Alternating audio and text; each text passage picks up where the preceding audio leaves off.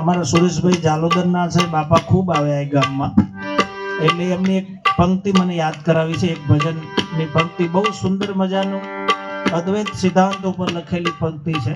આખી વાણી એવી છે.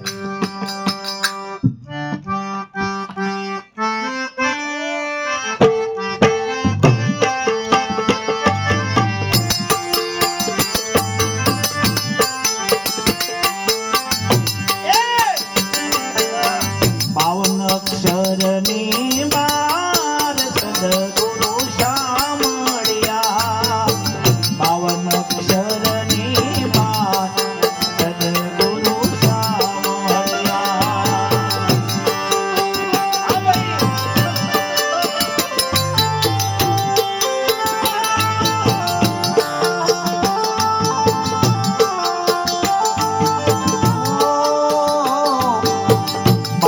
અક્ષરની